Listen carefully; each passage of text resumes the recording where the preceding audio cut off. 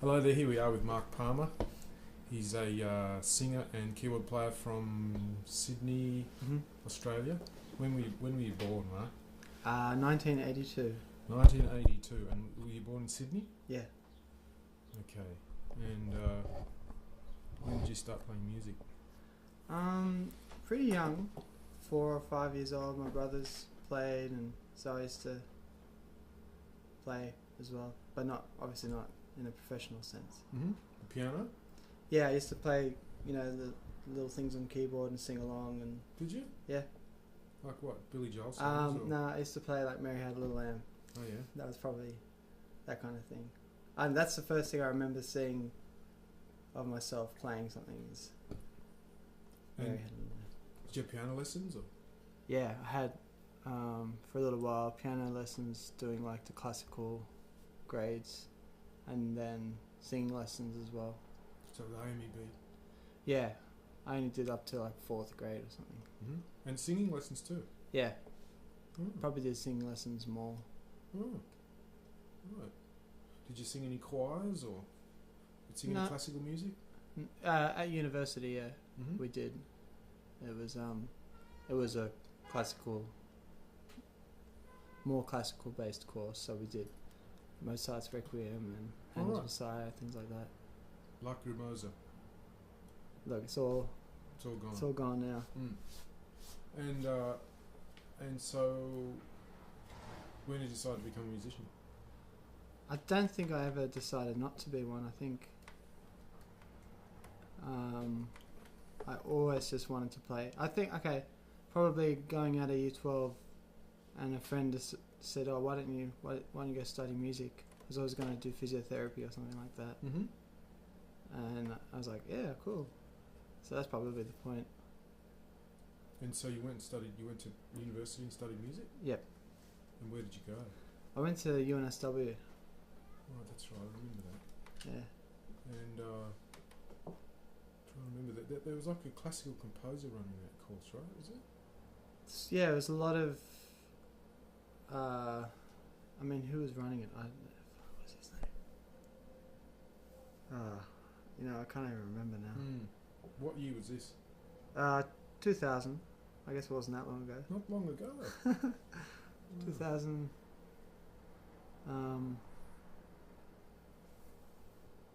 Yeah, and with I did a vocal major, and in jazz. It was a very basic. Luckily there was Alistair Spence there. He was teaching me jazz. Oh right. And that's where I met Joy Yates as well. She was my outside of university tutor for vocals, voice. So, and Joyce taught a lot of singers in Sydney, right? Yeah. She's really she's a bit of an institution, isn't she? I think so. Yeah, she's definitely. And you must have met some other people through Joyce. Yeah, that's where I met Anthea, my wife, and most of my closest friends were all through that, and Joy, and my and that university. That's where I met another close friend, one of my closest friends, Tim Firth, and we went to uni together, and then he went and did the Common as well. So Tim was at UNSW, was he? Yeah. Oh, I didn't know that. Yep. And was Orly studying Orly, with yeah, Joy? she was there. And Asley? No, but she did study with Joy. She wasn't at the university. And what about, Jade McRae was around? Yeah, she was around doing Joy's choir jubilation and all that stuff. I know another girl, Amber Shepherd. Do you know Amber? Yeah. Was she at that thing too? I met her through Joy, but I didn't see her at uni. Yeah, right. And so tell me about what Joy does. She runs a workshop, or she had a choir called Jubilation. That was like all the singers getting together and singing Stevie Wonder tunes or whatever it may be, standards, and we used to do like the carols in the domain, and I think they still do that. And and then she also taught privately, and she used to put on concerts, singers taking flight, and at the Harborside Brasserie and Surplus. That was really like my first gigs, singing standards with guys that could really play, and cool. That was fun. That's where I met Anthea as well. All right. Did Dave play the piano? Yeah, it was either Dave or she'd get the young guys at the con, and like I remember Ben Waples used to play bass. So yeah, she always had great musicians supporting the singers. And she was, and you were sort of, when you studied with her, were you? I mean, did she suggest to you that you learned jazz standards and soul music? What was we used to go through standards because that's what was really acceptable to get through the course at UNSW. So that was cool. But then, at one point, Jade actually sat down and said, "These are the guys you ought to listen to," and Jade gave me McRae. a huge list. And Oh, and then up until that point, I never heard of Donny Hathaway or D'Angelo or anyone like that. And then finally heard all that stuff. Vince Jones. Once I heard Vince sing, that was like a real pivotal moment in the way I sang and heard, melodies and things like that, and scattered, because everyone was trying to scat as much as I hate it now. I see Vince is sort of coming out of Donny a little bit, but an Australian version of it or something. Definitely, like in his tone and his heart that you hear in the voice. Yeah. Oh, that's cool. And when did you first see Vince Jones play? I think it was the Harbourside Brasserie. It's like 2002 or something like that, or 2001. So it was a band with Matt McMahon and Simon Barker and Brett Hurst and James Muller? Yeah. Would that be right? I think so. At that point I didn't know all those guys, so I couldn't I think it was those guys, yeah. And did you buy Vince's CDs? Yeah, I got his CD and he signed it and stuff. That was really cool. What are your favourite songs that Vince wrote? That, what do you call it?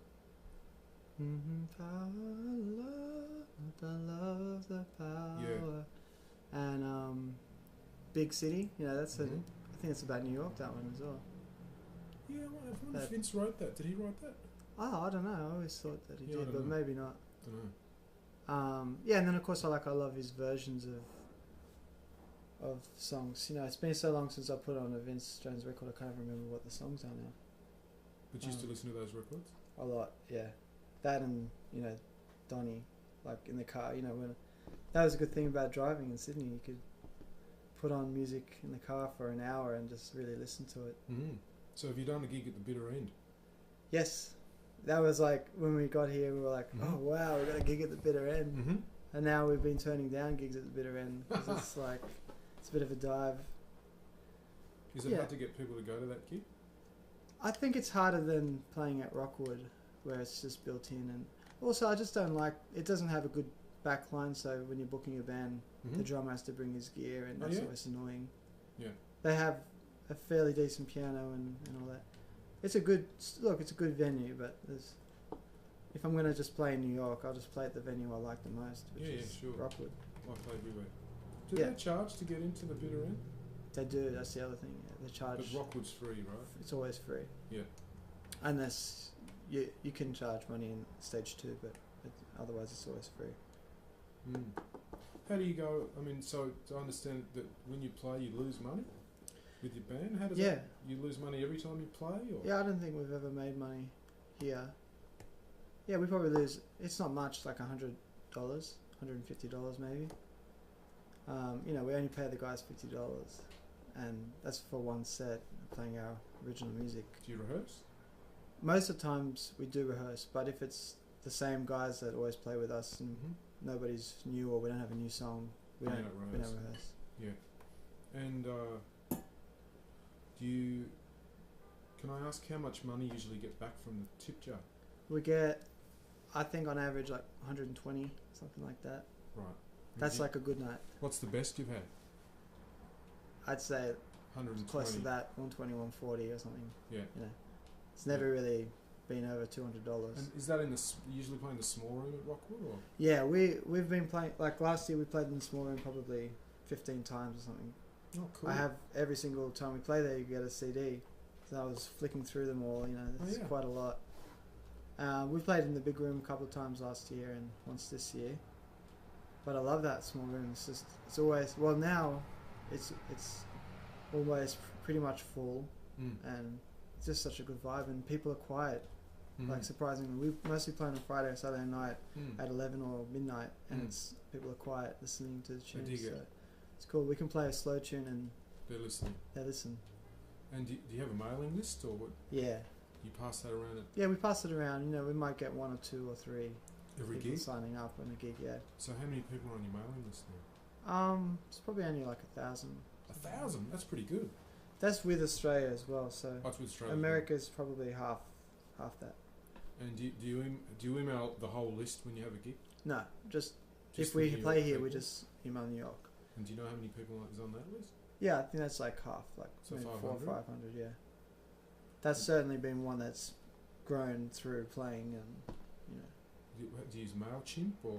How do We you set use stuff? HostBaby. HostBaby. Yeah, which is through City Baby, and Right. they have a thing mailing called thing? List Baby. Oh, right. Yeah, it's not great. It's okay. Does it track how many people open the things? Yep. Tells you how many bounced and how many were read and delivered, and it doesn't make much sense to me half the time though. I mean, a lot of the time, if it's accurate, a lot of the time people don't even open the email. So maybe a third of the people actually open it. Yeah. And how many people on that list are people that you've actually just picked up at a gig? Do you think? I'd say 90%. Right. Well, that's cool. That's cool. And you think you've seen the houses increasing? Yeah, definitely. The first time we played there, it was just me and Anth, and you know, nobody was there really. I mean, we had friends, 10 people or something like that there, and now it's, you know, it's full. It's good. We don't ever worry about is there going to be somebody there, and also we're not worried about making money from having people there. We just want to play. And you've had a pretty regular band, haven't you? It's been pretty much the same. The last couple of years we have, we've found the guys that totally work with our sound and approach. And they're happy to play for $50 and yeah, that's all. They're I mean, as far as I know, they haven't ever said that they're not happy. Yeah, and they're really happy to be part of it, and and they're enjoying the music. Exactly. Do you record with the same people that do? Yeah, I recorded on this new album we're doing now. We used all the guys, the main core group of guys that we play with. So, and we paid them all. You know, I always want to pay people for what they do, and and so you've paid them quite well to record with you. You don't have to tell me how much. In my opinion, That should be a it's secret, good. I but think. you I mean, paid we asked them what they wanted, and they said, except for the horns, we just told them what we were paying them. Okay. They only came for one day, and Mm-hmm. said this is what you're getting. So Okay. So you had a lot of musicians. yeah, well, 5 people to pay other than musicians wise. We didn't have a guitarist yet here. Right. So You've had trouble finding one? we just, to be honest, we have, and we've tried guys and have never loved it. I don't know, it's horrible, but just it being here and not having a guitarist meant that what I play now is, sometimes you don't need the guitar as much as when you're just playing a straight funk tune where you really want it to drive the rhythm. So far, I mean, I could live with our album right now without guitar, but there's a guy in LA that we might get his Michelle Indiacello's guitarist, Chris Bruce, so we'll see if he works out. And you know, we love our guitarist from Australia, JP, so much that Jonathan Peters. Yeah, Jonathan Peace. Jonathan Peace, yes. Yeah. Right. Yeah, I went to music school with him. Oh yeah? Where is that? At the con. Oh, okay. So yeah, he's got that thing that I don't see so much in New York, that he's very well versed in different backgrounds. Yeah. And he can really move between playing jazz and playing soul music. Yeah, exactly. That's the thing. I don't see a lot of that. I mean, I'm sure they're around. They're definitely around, and it's just when you have it all there, it's hard to recreate that exact person. But there's quite a lot of guys in Sydney that have those skills, aren't there? Yeah. I mean, like Carl Dewhurst or Arnie Hanna or James Muller, or those people could sort of... They could all do that. Could do that gig, right? They could do Yeah. your gig without any without trouble. No and trouble. you'd be at all. perfectly happy, right? Yeah, yeah, But exactly. you haven't had, even though there's a shitload of musicians in New York, you've had trouble finding someone that'll do that job for you, right? Yeah, I mean, it's, to be honest, we haven't tried that hard. We could try a little hard, but when you're already paying out of your pocket 5 other guys, just that thought of it, adding an extra guys and it not working out is kind of like, you know, we get by without it. So. And just being brutally honest, like, how did you feel about finding a drummer and a bass player compared to the people in Sydney?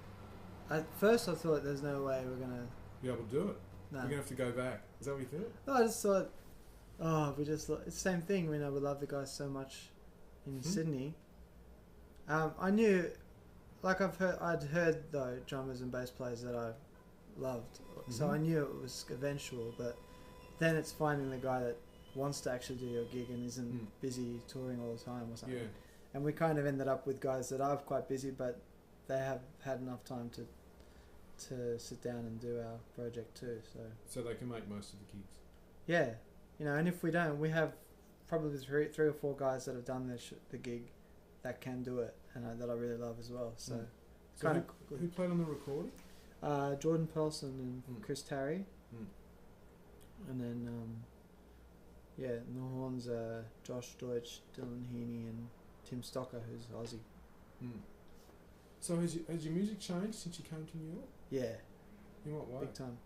Well, we just now have what I feel is our sound that's not as influenced from obvious sources anymore. Like, it's not trying to recreate 60s soul or some kind of James Brown funk sound or anything like that. It's what's come from being here, you know, hearing different progressions and knowing that you have to, you know, writing songs about, pretty much all the songs are about New York, life here, Williamsburg, or our friends or whatever it is. Mm. So definitely, yeah. What's some of the music that you've heard that's influenced you in New York? Well, all the original music we hear, you know, going to Rockwood and shows like that, hearing stuff like, you know, just going down to the Village Underground. I used to go there a lot and hear all the singers and hear all their gospel chops and that. Yeah. There's that white guy that plays the piano there, knows every black song ever written. Right? Aaron, yeah. He's incredible. Yeah, he's unbelievable. Ridiculous. Yeah. What else? I don't know, you know. It's always... Can you name some bands that you like at Rockwood? Well, I just went and saw a good friend yesterday, Abaraki. Like, to be honest, I don't love every single band I've seen there, that's for sure. Yeah. Who else do I like? You know, some of the bands, it's been like it's not even in our genre, like this mariachi band I saw there, that was all females, just blew me away. Or I saw like a bluegrass band from Michigan or whatever. And, you know, they were all singing around one condenser, playing that pedal steel or whatever you call it, and that was really powerful and cool. It's amazing the cultures within the culture.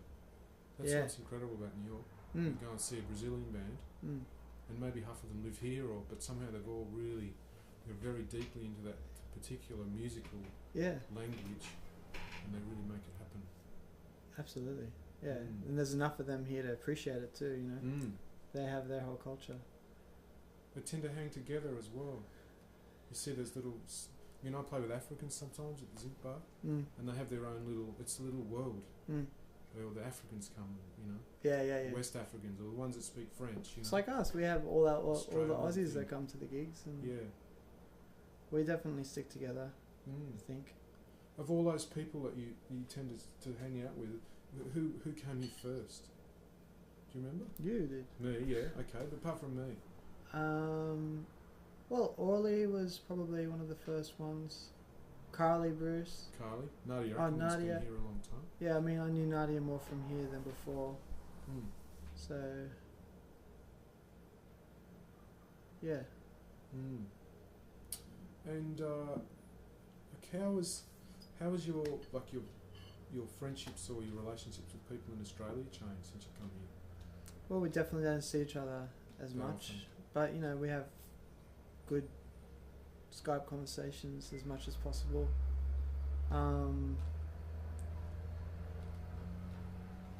Yeah, you know, it's. I think the friendships are still quite strong, and you know, we've been back a lot, and you know. Do you feel like your perspective on life has changed?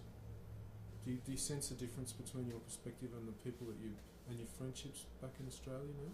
I think so. I think definitely value the old friends a lot, and making new friends is so good. You know, it's nice, and getting to, you know, and it's also interesting getting to know people, like getting to know you guys that I may never have hung out so much in Australia. Yeah. So it's like that sense of family and bonding is pretty strong here, developed. But also I came over with my now wife, and had I been alone, could have been a totally different story, you know. That's a nice story. You guys did a gig together in a hotel, right? Yeah. And how long did the gig last for? It's 6 months. 6 months. And at the beginning you weren't together, and at the end you were. Yeah. You weren't engaged though. Were you engaged by the end? No, you were just. It took a long time. You were just boyfriend and girlfriend by the end of it. Yeah, if you could call it that. We were like an item, and it was, you know, boyfriend girlfriend to me, especially in New York. You know how people have such trouble meeting people, and all the games and stuff. It's horrible for them, unfortunately. But you know, we were almost. It's like you throw two people into a room and say you're together, and you can't get out of it. But in the nicest possible way. We were lucky. We didn't date, you know. It's not like we went a week without seeing each other. We were, for 10 years now, we've pretty much been in each other's pockets. Yeah.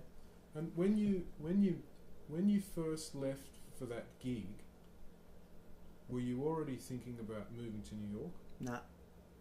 I'd never even been out of the country. And what about Anthea? How do you think she had any dreams of it then? No, because I pretty much came back from a trip in New York in 2008. We came in 2006 and loved it, but then 2008 I came with Tim Firth, and I was like, I want to move. You want to move? Yeah, and she was like, cool. So it was your idea? I think it was, yeah. And what was it about New York that you found so appealing? I think it was the music, essentially, and do you remember some really great gigs that you saw? Yeah, I mean, like some of it was just hearing those singers again at the Underground that used to just blow me away. Like at that point, I was going to see a lot of jazz gigs, and I loved that too. You know, seeing what God. I don't think I can pinpoint one gig that was a standout. But then even being here over this period of time, you know, it's just seeing like the small original band playing to 10 people. That's ridiculous. That's inspiring. You know? And you still really have an affinity for black soul music, like R&B singing, and are you religious, or no? The religious aspect of it doesn't no, really it's mean the anything emotion, to you. It's and just the power of the music. Yeah, and the voice, like a voice always gets me, and you know, hearing someone that can do ridiculous runs and has an amazing infinite range, and that always gets me. Tone, you know. Like these guys just open their mouth and they sound ridiculous. Incredible. Singing poo. You know what I mean? So, do you think that can be taught, or have you studied with those people? Or? I haven't studied with them. I like to spend time with them and be around them. I think. Well, look, they're immersed in it from the beginning and going to church or whatever it may be. But then, I'm sure you can get taught that. I mean, I remember the way what I could sing. I never thought I could do a run or anything like that. You know, singing a pentatonic scale with my voice never seemed like I could hit every note, you know, because it seemed impossible. Seemed too hard, and now it's. But you learnt that. Yeah, I think you learn that. I think you have to learn that. How did you do that? I don't know. I think just listening a lot and trying to do it. Do you sing every day or? To myself, yeah. I don't think I sit down and literally. Do you sing scales? I mean, da da da da da da. You don't. I don't sing scales. You don't do that. No. Don't do that every day. Do you sing your songs every day? Yeah, I sing when I want to. I sing. I like when something's playing and singing harmony. I do that without even realizing I'm doing it. You know, working and making coffee, and I'm singing the harmony. Well, I don't know what this.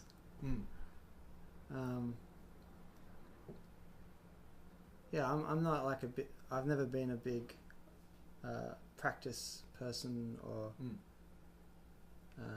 religiously working on my craft. I have to say, it's more slowly. It's an ongoing process. Yeah. Yeah. And what was I going to say? Oh, I lost my train of thought. Has your impression of Australian music changed since you came here, or are you more into Australian music, or? You know, I've been impressed with some Australian music recently. I'm still waiting for there to be a great original music scene in Sydney. I just don't think there is. There's too many covers, and you know, I don't know. No, I'm not really impressed with it much. I don't. The only Australian band I'm listening to right now is that Hiatus Coyote, and I love that stuff. It's great. And then friends of mine that have done things, which I love too. But there's never really been a venue like the Rockwood Music Hall in Sydney. I don't think so. Not that I knew about when I was there. You know, the only venue that we could ever put original music on was the basement or something, which was such a large room. It's 350 people or something. You know. So it's hard to even do it once a year. Yeah, exactly. You can't. You have to pay for publicity and posters and flyers and all that. There's a lot of pressure on you as well. Yeah, exactly. That if it doesn't, because even 60 people is sort of disastrous. Yeah. So that's hard. It's hard if you're not super famous. Yeah, exactly. Or you had a hit in the 90s or the 80s. Did you have trouble getting publicity in Australia, or did you find that hard, or did you try that? Or? I think we've gotten some good publicity over the last few years with having an original band. You know, part of it was paying a publicist as well, and that helps. But we've definitely formed good relationships with some of those radio presenters and things. And in Australia, do you mean? Or in Australia, yeah. Have you got your music on a Triple J? No, never. No. Never. Hopefully this album. I don't know, it seems to, from when I talk to my friends there, they always mention that that's really the only way through. Yeah. Seems like it. Yeah, it'd be nice if there was another avenue, but I guess there isn't. It's the only way through, right? It seems. I mean, if you want to be touring Australia, that's the only way. What about you can get on the big day out tours, right? Have you tried to do that? No, I haven't had much success. Some people have managed to do that. Yeah. Have you tried? I don't even. No, I don't know. I don't think we suit the big day out. To be fair.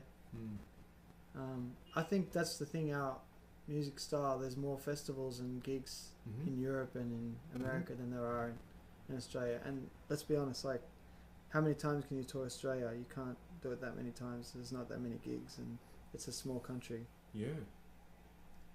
So, I'd rather make, you know, a push for touring in Europe or.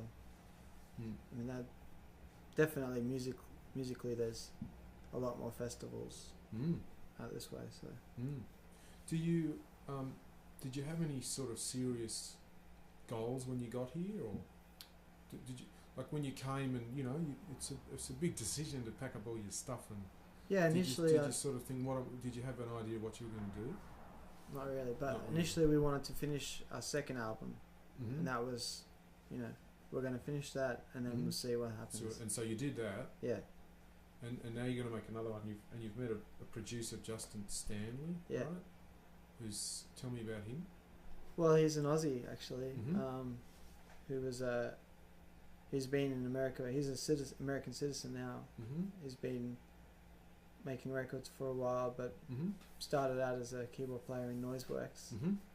and now the last few albums he's done are some of like my favorite sounding albums, like Mhm. Jamie Liddell and Mm-hmm.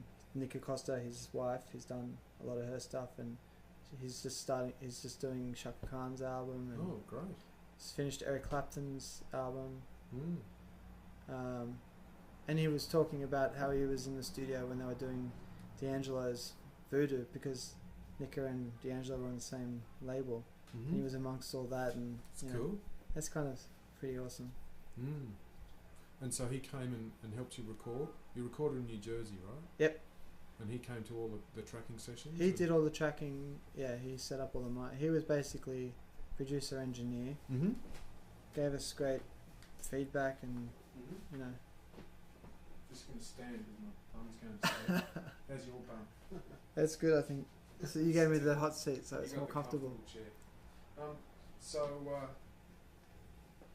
So you finished tracking it. Yep. And where are you going to mix it?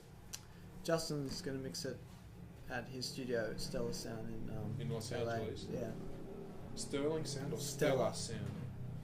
And you're going to travel out there? And I think we'd like to, but you know, we trust him, so we're happy to leave it. You know, we've sat in on mixing sessions, and you sit there, and there's nothing you can do, because if you say anything, it's useless because they're not there yet. If it's at the end of the mix and you say something, then cool. But yeah, it's such a process that you waste a lot of your own time being there. I guess he could. I mean, I assume he's going to. Is it on tape or?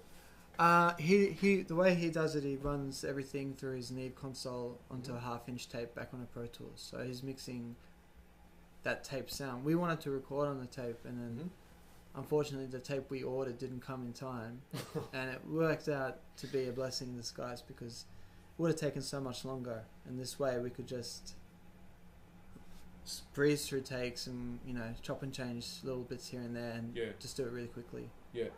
And so you've I mean, he could do a mix for you, and he'll have that saved, and you could easily then say to him, "Can you please bring up the background vocals in the guess bridge?" So. Yeah, if you wanted to. I guess and so. he could probably do that for you, and it wouldn't be too much trouble. I don't think so. Not now, because he's doing it on Pro Tools anyway. Mm.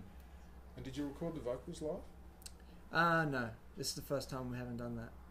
Yeah, How did you do those at that same place? Well, we haven't finished them all. We did, a couple of days of tracking vocals there, and then Justin had to go back to LA. So now Anthony and I are finishing them ourselves at a little studio that's in our building in Williamsburg, actually. Okay. Yeah, it just has a couple of really nice mics and basic preamp going in the Pro Tools. So we did a bit of that at one stage, doing overdubs and stuff on the last couple of albums, but this is the first time we're actually getting vocal takes and being meticulous about it. You know, we've always wanted to be as live as possible, but it's a recording, so it's not a live. You got to have some kind of difference between the live show and the recording, as much as we always try to have it be the same. Sure. So yeah, it's kind of cool. I think we're going to go to town and, you know, make it sound great. Yeah, just have fun with backing vocals and whatever sounds we come up with. And do you know what sort of microphone you're going to sing into? Yeah, we've been using, like, initially I was on a U87 Neumann, and then Anth was on a U47 copy of Peluso. But now in the studio they have a Wagner copy of a U47, and they have two of them, so we're both singing on that. And I A-B'd the 47 and the 87. For me, I like the 47 more, so I love that mic. So it's a Wagner copy of a U47? Yeah. And you sing into a compressor? Yeah, it's going into a preamp, very lightly compressed, and no EQ at the moment. Right. So we can EQ and things in the next stage, I think, if we need to. But it sounds really nice, luscious. I love the warmth of the sound so far. That mic, yeah. And so when do you think it'll all be finished? Oh God, I wish I knew. Don't know. Hopefully, you know, before we have to leave the country in a couple of months because our visa's running out. hopefully before that. Tell me about your visa situation. Well, we've been on an O1 this last 3 years. Do you have a sponsor? Who's your sponsor? Well, our petitioner is one of our good friends, Alex Twersky, who has a production company. It's just amazing. Like, I met this guy, yeah. I mean, he's been our saving grace, really. And so he's going to act as an agent now. And because we've got a whole lot of people we work with now, we're getting letters from venues and individuals saying that they're going to hire us over the next 3 years. We tried to get a green card, actually. Just only one of us had to do it, as you guys know all about that. And it came back request for more evidence, which our lawyer decided wasn't smart to do it. Yeah, because you don't want to get refused. Yeah, so we're gonna wait probably a year or see what if we can build up some more stuff over the next year or so. Get some more press. And Get some more impressive things. I never realized how important it was to win awards and to actually enter your songs in those things is actually pretty. If you useful. Want one of those. If you want a green card. Yeah, if you want to be recognised over here.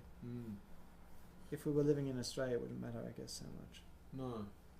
And so, I remember you went to Japan and played a festival there, right? Or was it a showcase? A conference, yeah. That was a slight waste of money, to be fair. But it was a lot of fun. I mean, we really would love to play gigs in Japan. I loved the audiences there, and they really get that jazz soul kind of thing too. But you have to know. You have to be invited. You can't just force your way in there. So no, it's not that sort of place. No, the Japanese person has to make everything happen. Exactly. Yeah. And you'd like to tour around Europe? Definitely, yeah. UK and Europe and have you thought about just going over there, the two of you, and doing some gigs, picking musicians up? Or? I have thought about it. I don't know. I think we'll wait for this album to be done. I'd quite happily do that. Just me and Ant go and we can go anywhere and play our tunes. Yeah. So I'd love to also drive around America. And do that. Have you travelled at all around America? No, that's why. I'd like to. I might. I've been waiting for one of the bands I'm into. They were going to do an East Coast tour this year, and I don't think it's happening now. So I'd like to have somebody else's wallet do it first, so I can figure it out a bit. We might actually. Some of our good friends just moved to Nashville, and they're talking about if we go and visit, we can all come back to New York and do a little road trip thing on the way back. So that'd be cool. I mean, that's the thing. There's so many places to play in America too. That every time I see one of the bands put up their, America dates, they've got like 26 dates or something crazy, and night after night. Yeah. There's all these venues. It's crazy. Yeah. Yeah, it's cool, isn't it? It's not like Australia. I mean, you can drive for an hour and you're in another big city with 1 million people. Yeah. And then you can drive for another hour and you're in another one. So you haven't been to Washington, or? Oh yeah, we played in Washington. Oh. That's about as far as we've gone. Besides playing in LA. Boston? No, I'd like to go. I think we were trying to organise something in Boston to really do a little release over there. Yeah. And so what, do you think you'll stay in America, or? Well, I intended to, especially going for this green card. Do you know how long? How long we want to stay? Yeah. No, I don't. I think it all depends on family and, Anth and I, if we have a family. And so you might have babies? Yeah, I would like to. If you're lucky. If you're lucky enough. Yeah, exactly. But do you think that might be soon? If it was up to me, it would be. But we'll see. Time's ticking on. But. And do you think the baby would go to school in America, in New York? I wouldn't have a problem with it. I think that, especially, I know a lot of young parents now around where we live in Brooklyn, Williamsburg, and they're all quite positive about the experience so far. So that's kind of reassuring, Do you know any people that have had a child without any family around them? Yeah, most of them don't have any family. Most of them, even though they have families in Florida or the West Coast, most of them don't have their family here. So, and I think for some of them it's better that way. I don't know. Might be, depends on who your band's are. Yeah, I definitely would want my family around. How do they feel about you living here?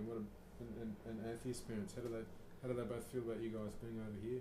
And the prospect that you might not come back for a long time. I don't think they love that idea. I think my folks definitely believe I'll be back eventually. But I mean, it makes it fun that when we do see each other, you know,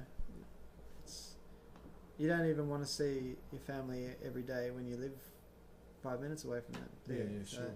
It's nice when we are together. We really have a great time. And how often do you go back? Well, it's been almost every year lately. We're going back this year. You're going to go on tour? We would like to, yeah. Last year, luckily, I got to go back with Weedus, so that was paid. And I'd like to make it happen that way, but that's pretty unlikely. Are you still touring with them? What's happening with them? Hopefully, yeah. Well, we're supposed to be touring in September, October in the UK, just a month. Cool. In the UK, yeah. How many months of the year do they go touring around? Well, I guess last year we did 2 months, or like a month and a half. In one big... It was like one chunk in the UK for a month, and then the Australia thing was another, like... That worked out. I mean, I was away for over a month. We only did like a week of shows. This year, yeah, UK again. And that's what I was saying. He was hoping to have a East Coast tour or something, but I'm not sure what's happening. Is that really just one guy, or that's the main? He's the driving force. Person? Everybody that's in the band is in the band, but not maybe not necessarily an integral part of the band. He's writing all the songs. And do you see yourself as being in the band? Is that? Definitely when we're playing. You're in the band. band. I enjoy being in that atmosphere. And did you do much of that in Australia, working for other people? Mostly covers, yeah. Not a lot of original stuff. Have you done a fair bit of that here, or covers? No, I mean like working for other people. I think so, a little bit. I mean, I think I would like to do more. But there's people that I have played with, I've really enjoyed, and you know, it's hard. You know, when you I don't have a job that gives me enough time, I think, to just go and focus on that. It would be great, but then maybe it wouldn't feel as special when it does happen. So you've got a job to help you pay the bills, right? Tell me about that. Yeah. I just make coffee, and you know, I love food as well. I think I would definitely eventually go back to Australia and open a venue restaurant. Really? Yeah. What sort of food will it be? Be like Del Posto with a funk band. No Del Posto. No, that's too. That's a bit too shishi. Really, just casual small plates or accessible food, but like tapas or something. No. I hate tapas. You hate tapas. Just good food. You know, it's like music. You know, if you have a lot of influences and you can put it all together and put out a good set of music, then you should be able to do that with food too. You know, I'd love to have a good burger, like that kind of American style. I guess you have a good burger, you have a good, I don't know, a few good staples, whatever it may be. Yeah, I love to, like, that's the cool thing about winter here. And you can do those slow cook roasts and stews, you know, for 8 months of the year if you want. So I love that stuff. And it doesn't make as much sense in Australia when it's really hot. You just want to have a salad or whatever it is. So you really like to cook and you like to eat. Yeah. And how would you compare the people's love of food in New York to people in Australia? They're huge food. I mean, Sydney is an exception, and Melbourne obviously.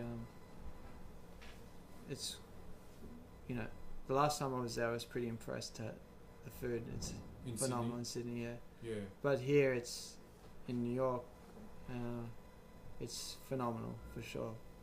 But then again you go even parts of Washington and it's horrible. You know, all the truck stops on the way to Washington, just disgraceful. Going on tour in America. Yeah. It's hard. It's the same in the UK, you know, like some of those towns, you can't get a decent pie. It's like you risking getting yeah. Yeah, I mean I think that's just the way it is. More people bring more diversity and more skill and whatever it is. So. Well, one more question. Just the last. I've sort of asked it already, but in 10 years' time, where do you think you're going to be?